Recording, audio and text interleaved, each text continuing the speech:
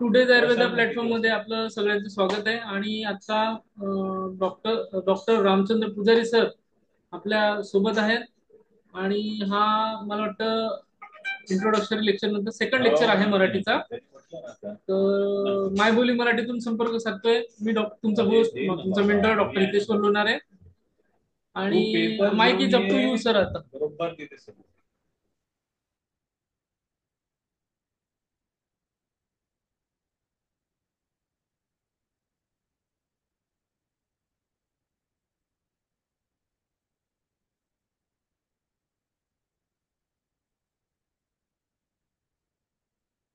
सुरू केलं तरी चालेल सर, पुजारी सर. हा, चालेल. नमस्कार मित्रांनो. आज आपण संस्कृत विषयाचे जे अभ्यासक्रमातले विषय आहेत त्यांना आपण आज सुरुवात करत आहोत. मागच्या लेक्चरमध्ये आपण सिलेबस कोणकोणता आहे याबद्दल थोडंसं बघितलं. तर कोणतीही नवीन भाषा शिकताना मराठी असो, इंग्रजी असो, हिंदी असो, कोणतीही भाषा आपल्याला ज्या वेळेला शिकायची असते त्यावेळेला त्यातला सगळ्यात मूलभूत घटक जो आहे तो म्हणजे वर्ण, अल्फाबेट्स. कुठल्याही भाषेमध्ये आपल्याला लिहायचं असेल, बोलायचं असेल, वाचायचं असेल तर त्यामधल्या अक्षरांची ओळख असणं सगळ्यात महत्वाचं आहे. त्यामुळं सिलेबसमध्ये सगळ्यात पहिल्यांदाच जो पॉइंट आहे, संस्कृत वर्णानाम परिचयः, या पॉइंटवर आज आपण थोडंसं बोलणार आहोत. माहेश्वरी सूत्र आणि वर्णमाला या दोन्हींचा मिळून हा पॉइंट आहे. माहेश्वरी सूत्र म्हणजेच वर्णमालाची अशी रचना की ज्याचा आचार्य पाणिनीने व्याकरणशास्त्रातील सूत्र बनवण्यासाठी, सूत्र सांगण्यासाठी त्या वर्णमालेतील अक्षरांचा उपयोग करून घेतला.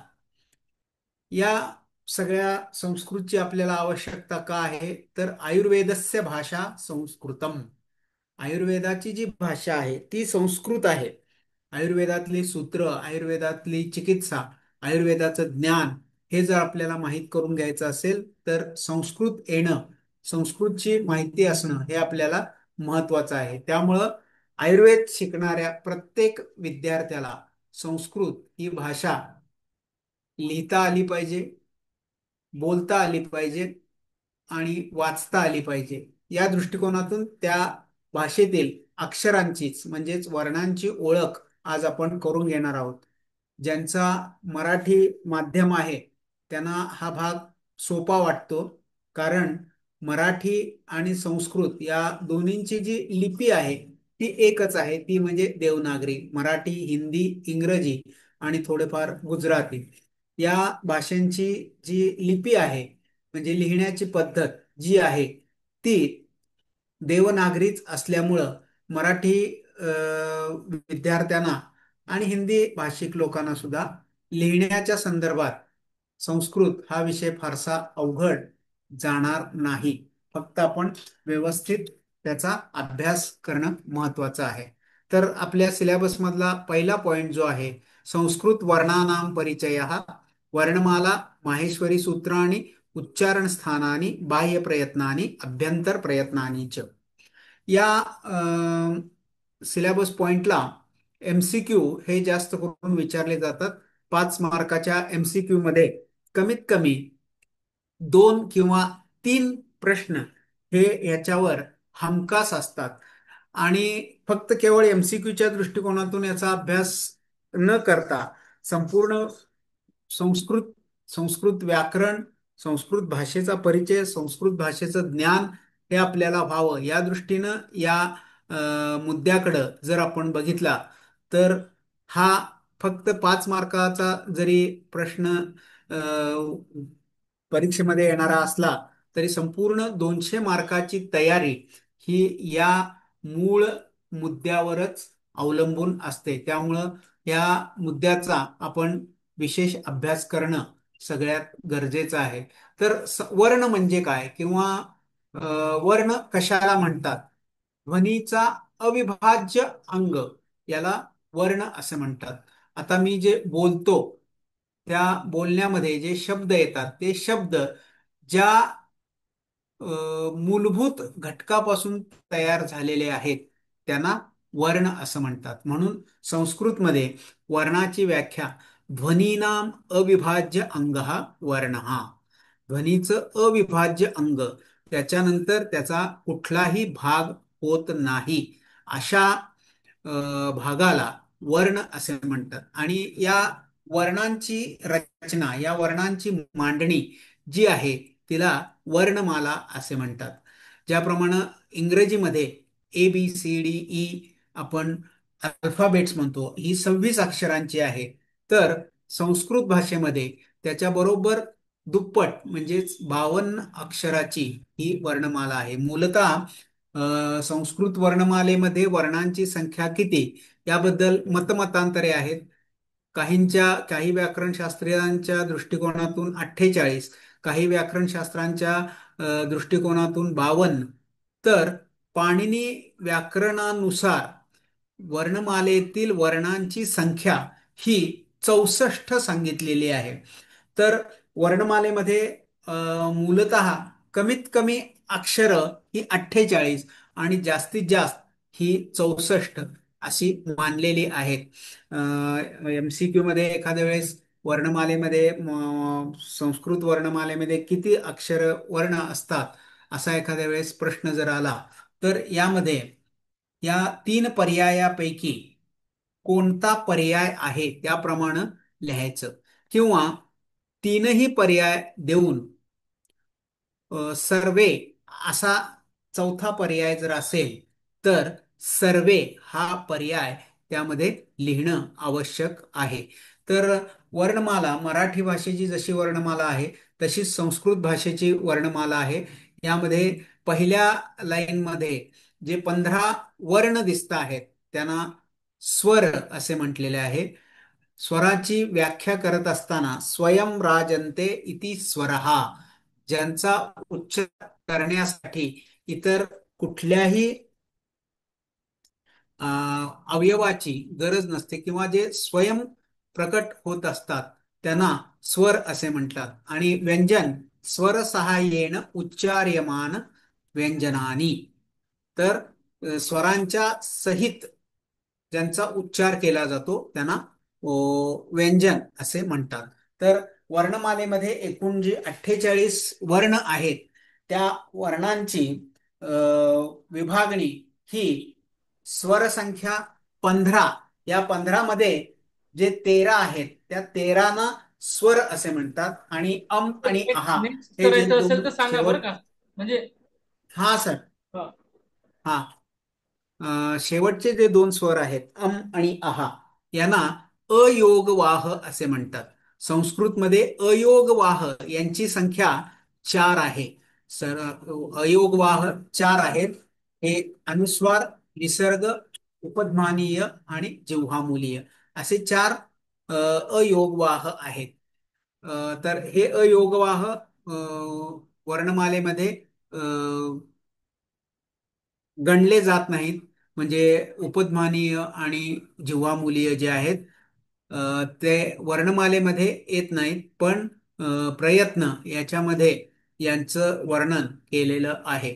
तर MCQ मध्ये अयोगवाह संस्कृते अयोगवाह संख्या यामध्ये 2 आणि 4 ही दोन्ही पर्याय जर असतील तर A आणि B किंवा कुठल्या ह्याला ते दोन्ही पर्याय आहेत ते लिहिणं महत्वाचं आहे. जर एकच असेल तर 2 असेल तर 2 लिहिणे, 4 असेल तर 4 लिहिणे. तर अशा पद्धतीनं अ, आ, ई, ई, उ, ऊ, ऋ, लृ, लृ, ए, ऐ, ओ, औ या 13 वर्णांना स्वर अशी संज्ञा आहे. आणि आहा हे विसर्ग आहेत. व्यंजन यांनाच स्वराच्या साह्यानं उच्चार होणारे वर्ण अशी संज्ञा दिलेली आहे. कंसामध्ये तुम्हाला अच आणि हल हे दोन शब्द दिसतील. तर अच यांनाच संस्कृत व्याकरणामध्ये स्वराला अच अशी संज्ञा आहे आणि व्यंजनांना हल अशी संज्ञा आहे. तर एमसीक्यू मध्ये अच डॅश डॅश डॅश स्वराणी व्यंजनानी अयोगवाह असे एमसीक्यू येऊ शकतील. तर त्यापैकी आपल्याला स्वर म्हणजे अच आणि हल म्हणजे व्यंजन हे माहिती असणं गरजेचं आहे. थोडस स्वराविषयी डिटेल. स्वतंत्र उच्चार्यमान स्वर हा जे स्वतंत्ररित्या उच्चार करता येतात, या ज्या काही व्याख्या आहेत या व्याख्याचं आपण स्वतः प्रात्यक्षिक जर केलं तर या व्याख्येचा अर्थ आपल्याला समजून येईल. उदाहरणार्थ, कोणत्याही स्वराचं उच्चारण करत असताना जिभेची हालचाल होत नाही किंवा जीभ इतर कोणत्याही मुखामधील अवयवाला चिकटत नाही किंवा स्पर्श करत नाही. दंत, नासिका, तालू हे जे काही मुखामधले अवयव आहेत ज्याच्यामधून आपण बोलण्याची क्रिया करत असतो, तर या कुठल्याही अवयवांना ते स्पर्श करत नाही, म्हणून त्यांना स्वतंत्र उच्चार्यमान स्वर हा असं म्हटलेलं आहे. 10 मिनिटं लागणार, जरा क्लास चालू आहे. थोड्या वेळाने येतं, 9:45 दरम्यान. होय होय, एक 5 मिनिटं मग. 5 मिनिट.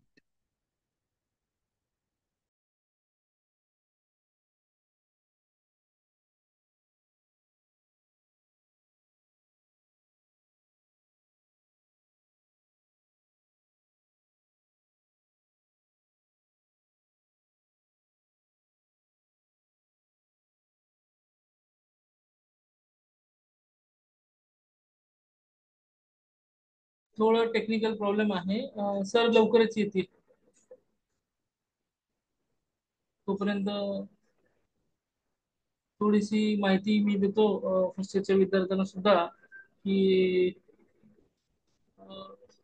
आयुर्वेदा टीचर्स असोसिएशनच्या तर्फे एक पुरस्कार आपण देतोय जे काही गुणवंत विद्यार्थी आहेत यांना करता. मग त्यानुसार पुढचे आपण संस्कृतचे जे क्लासेस आहेत त्याची माहिती सर देतीलच.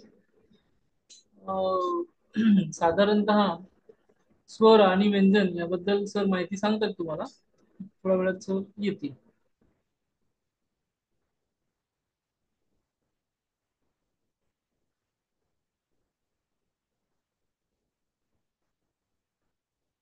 कोणाला प्रश्न विचारायचे का? मला वाटतं सुनीता मॅडम ऐकतायत.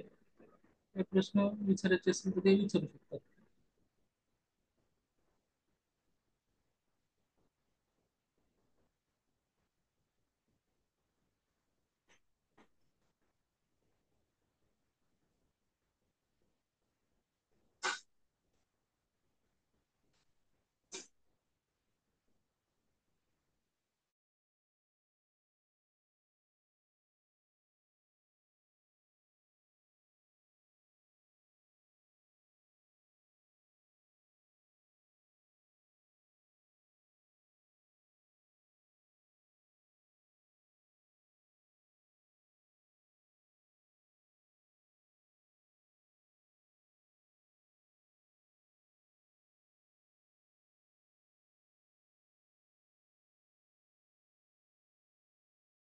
मी तोपर्यंत मीटिंग थोडासा काही वेळापुरता पॉज करतो, म्हणजे रेकॉर्डिंग, मग आपण ते परत सुरू करू. सर आलं, चालू करा सर. तर स्वरांची संख्या एकूण 15. या 15 पैकी 13 हे स्वर आहेत आणि 2 अयोगवाह आहेत. तर या स्वरांचे जे विभाग आहेत किंवा स्वरांचा जो भेद आहे तो ऱ्हस्व किंवा मूल स्वर यांची संख्या 5 आहे. या 13च्या पैकी अ, ऱ्हस्व ई, ऱ्हस्व उ, ऱ्हस्व ऋ, लृ हे 5 मूल स्वर किंवा ह्रस्व स्वर असे म्हणतात. त्यानंतर 4 आ, दीर्घ ई, दीर्घ उ, दीर्घ ऋ, या चार ना दीर्घ स्वर अशी संज्ञा आहे. संयुक्त स्वर जे दोन स्वर एकत्र येऊन तयार होतात त्यांना संयुक्त स्वर असे म्हणतात. तर यांची संख्या चार आहे. ए, ऐ, ओ, औ. तर ए हा स्वर अ आणि ई या दोन स्वरांच्या पासून तयार होतो. ऐ हा स्वर अ आणि ए या दोन स्वरापासून तयार होतो. आणि ओ हा स्वर अ आणि उ या दोन स्वरांच्या पासून तयार होतो. अ आणि ओ यांच्यापासून औ हा स्वर तयार होतो, म्हणून त्यांना संयुक्त स्वर असे म्हटलेले आहे. तर यांची संख्या चार आहे. म्हणजेच ऱ्हस्व स्वर चार, दीर्घ स्वर ऱ्हस्व स्वर पाच, दीर्घ स्वर चार, संयुक्त स्वर चार, असे मिळून 13 हे स्वर आहेत. आणि अयोगवाहमध्ये अनुस्वार म्हणजे अम आणि विसर्ग म्हणजे अहा. विसर्ग हा संस्कृत भाषेचं वैशिष्ट्य म्हणावं लागेल. कारण मराठी भाषेमध्ये हे जे काही स्वर व्यंजन जी सांगितलेले आहेत ती अक्षरं आहेत, अनुस्वार आहे. पण विसर्ग हा मराठीमध्ये सामान्यतः वापरला जात नाही. तर विसर्ग हे संस्कृत भाषेचं वैशिष्ट्य मानावं लागेल. त्याचबरोबर स्वर ऋ, शेवटचा जो स्वर आहे ऱ्हस्व स्वरमध्ये ऋ, ल आणि र या दोन्हींच्या संयुक्त उच्चारानं ऋ हा स्वर तयार होतो. तर हा फक्त ऱ्हस्व आहे आणि हा फक्त वैदिक संस्कृत याच्यामध्ये वापरला जातो. तर अशी स्वरांची ही विभागणी केलेली आहे. एमसीक्यू मध्ये याच्यावर साधारणतः प्रश्न येऊ शकतात. ह्रस्व स्वर संख्या किती, दीर्घ स्वर संख्या किती, संयुक्त स्वर कोणते आहेत, इत्यादी इत्यादी. प्रश्न उत्तराच्या वेळेला आपण याच्याबद्दल डिस्कस करू. थोडक्यात आता महत्वाचं जे आहे ते आपण या मीटिंग मध्ये डिस्कस करू. Next slide sir. यानंतर व्यंजन. व्यंजन यांची संख्या ही 33 आहे. व्यंजनाची व्याख्या सांगत असताना व्यजते इति व्यंजनः अशी एक सांगितलेली आहे. स्वर सहाय्ये उच्चार्यमान व्यंजना, ज्यांचा उच्चार करताना स्वरांची सहाय्यता घ्यावी लागते त्यांना व्यंजन असे म्हणतात. या व्यंजनांना खल अशी संज्ञा आहे. खलंत असे सुद्धा व्याकरणामध्ये या व्यंजनांना ओळखले जाते. यांची एकूण संख्या 33 आहे. त्याचं सामान्य वर्गीकरण जे आहे ते वर्गीय व्यंजन 25 आणि अवर्गीय व्यंजन 8 अशी एकूण 33 सांगितलेली आहे. तर वर्गीय व्यंजनांनाच उदित व्यंजन किंवा उदित वर्ण आणि स्पर्श या वर्णांचा उच्चार करत असताना जिभेचा मुखामधील जे इतर अवयव आहेत, उदाहरणार्थ दंत, ओष्ठ, तालू यांना जिभेचा स्पर्श होतो. त्या स्पर्शाशिवाय यांचं उच्चारण होऊ शकत नाही, म्हणून त्यांना स्पर्श असं सुद्धा नाव दिलेलं आहे. तर पहिले जे 25 आहेत, पाच पाच एका लाईन मध्ये पाच असे जे क ख ग घ य, त थ द ध न, ट ठ ड ढ न, प फ ब भ म, य र ल व, श श स ह हे जे मांडणी आहे यापैकी क पासून म पर्यंत जे वर्ण आहेत त्यांना वर्गीय व्यंजन अशी संज्ञा दिलेली आहे आणि त्यांची संख्या 25 आहे. अवर्गीय व्यंजनामध्ये पुन्हा दोन लाईन आपल्याला दिसतात, य र ल व, श श स ह.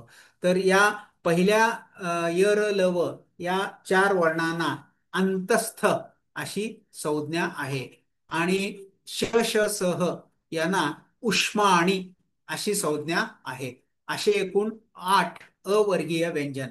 तर व्यंजन संख्या 33 मूलतः संयुक्ताक्षर जी वर्णमालेमध्ये दाखवलेली नाहीत पण त्यांचा पदांमध्ये शब्दांमध्ये संस्कृत भाषेमध्ये उल्लेख केला जातो, अशी तीन संयुक्त अक्षर जे आहेत, संयुक्त अक्षर ज्याप्रमाणे संयुक्त स्वर आहेत त्याचप्रमाणे ही संयुक्त व्यंजन आहेत असं म्हणायला हरकत नाही. तर क्ष हे व्यंजन क आणि श या दोन व्यंजनांच्या एकत्रीकरणातून संयोगातून निर्माण होते. त्र, त आणि र या व्यंजनांच्या संयोगातून निर्माण होते आणि ज्ञ हा ज आणि य या व्यंजनांच्या संयोगातून निर्माण होतो. यापैकी ळ हा दुष्पृष्ट अशी संज्ञा त्याला सांगितलेली आहे. तर असे एकूण 52 वर्ण या आपल्या संस्कृत वर्णमालेमध्ये सांगितलेले आहेत. आणि या वर्णमालेच्या अक्षरांपासूनच आपल्याला शब्द, शब्दापासून वाक्य आणि वाक्यापासून वर्णन अशी रचना ही कोणत्याही प्रकारच्या भाषेमध्ये केली जाते. संस्कृत भाषेचं वैशिष्ट्य जे आहे, जे शब्द तयार होतात ते शब्द हे विभक्ती रूप लावून किंवा तिंग प्रत्यय लावून म्हणजेच शब्द आणि क्रियापद हे फक्त मराठी भाषेपेक्षा वेगळं वैशिष्ट्य आहे. ज्यावेळेला आपण शब्दरूप धातुरूप बघू त्यावेळेला मी त्याच्याबद्दल विस्तृतपणे तुम्हाला माहिती देईन. आता या वर्णमाले संदर्भात एकूण वर्णांची संख्या, वर्णांचं वर्गीकरण आणि वर्णांची रचना या गोष्टी यामध्ये महत्वाच्या आहेत. यानंतरचा जो मुद्दा आहे तो महत्वाचा आहे, म्हणजे माहेश्वरी सूत्र. माहेश्वरी सूत्र म्हणजेच या वर्णमालेची आचार्य पाणिनींनी केलेली संरचना किंवा आचार्य पाणिनींना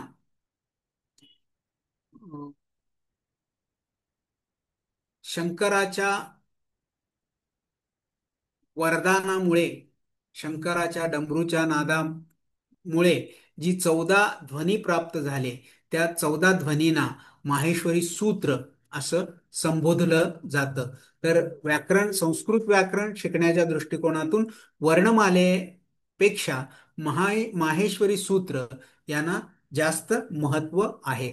त्यानंतर थोडक्यात स्वराचं आणि व्यंजनाच्या वर येणाऱ्या प्रश्नांच्या साठीची माहिती जी आहे ती एकत्रितपणे थोडक्यात बघून आपण माहेश्वरी सूत्र बघूया. तर नेक्स्ट स्लाइड सर.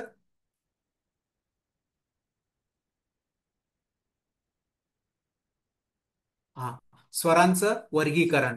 या स्वरांचं वर्गीकरण जे आहे ते रचनेनुसार, त्यानंतर त्यांना लागणारा काल, उच्चारण करण्यासाठी लागणारा काल आणि उच्चारण स्थान आणि त्याचा तीव्रता याच्या आधारावर त्याचं वर्गीकरण जे आहे ते, पहिलं वर्गीकरण जे आहे ते रचनेच्या अनुसार, on the basis of composition. तर हे ऱ्हस्व दीर्घ संयुक्त जे आपण बघितले, ऱ्हस्व अ, ऱ्हस्व ई, ऱ्हस्व उ, ऱ्हस्व रू आणि रू हे ऱ्हस्व स्वर.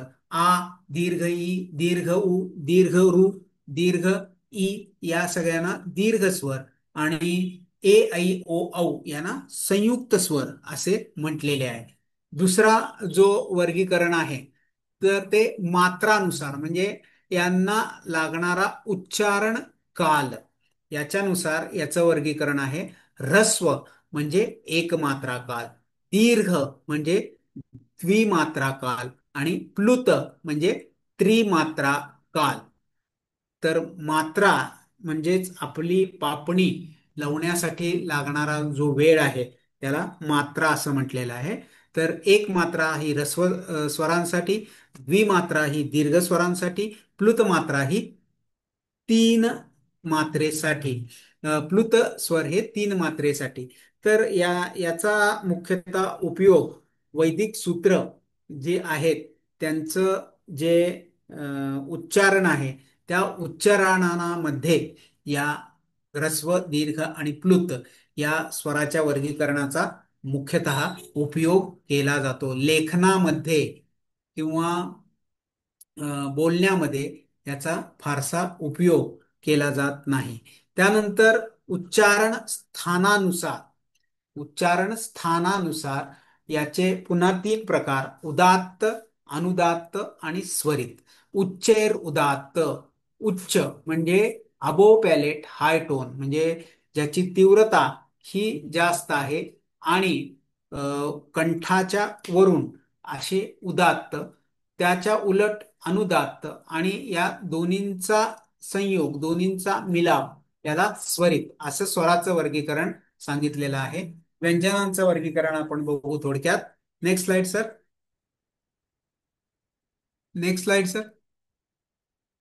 व्यंजन जे आपण पहिल्यांदा बघितलं, वर्गीय व्यंजन, अवर्गीय व्यंजन, या यांचं जे स्वरांचे ज्याप्रमाणे वर्गीकरण केलेलं आहे त्याप्रमाणेच रचनेनुसार वर्गीय व्यंजन, अवर्गीय व्यंजन आणि अनुनासिक, वर्गीय व्यंजनामधील प्रत्येक शेवटचा जो वर्ण आहे यम न न म, यांना अनुनासिक असं म्हटलं जातं.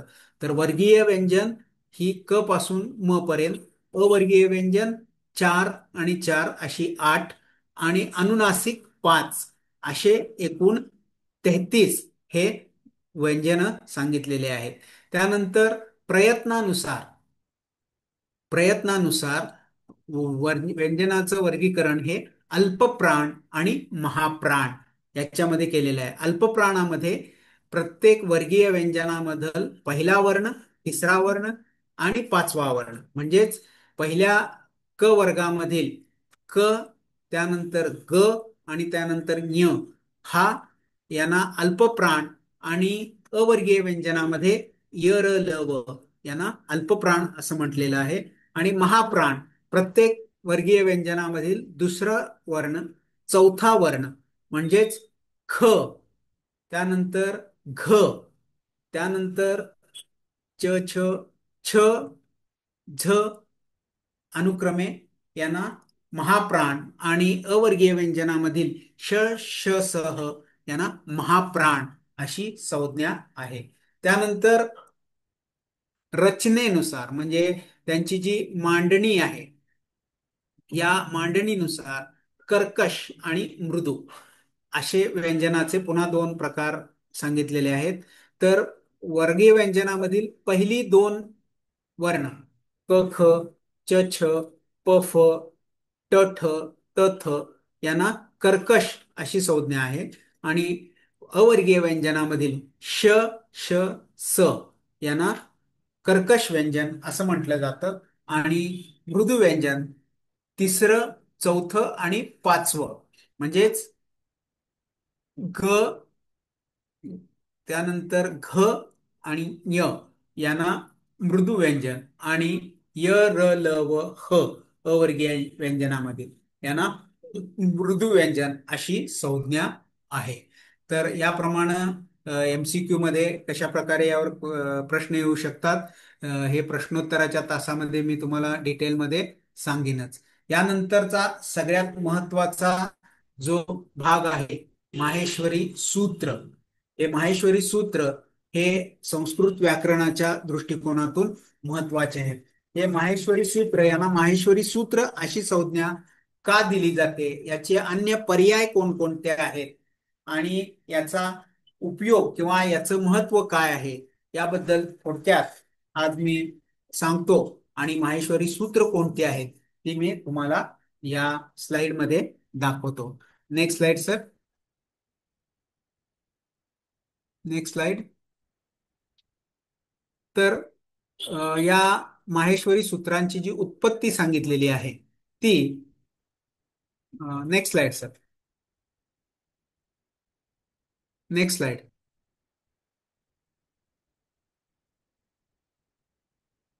नृतावसाने नटराजराजो ननाद ढक्काम नवपंचवारम.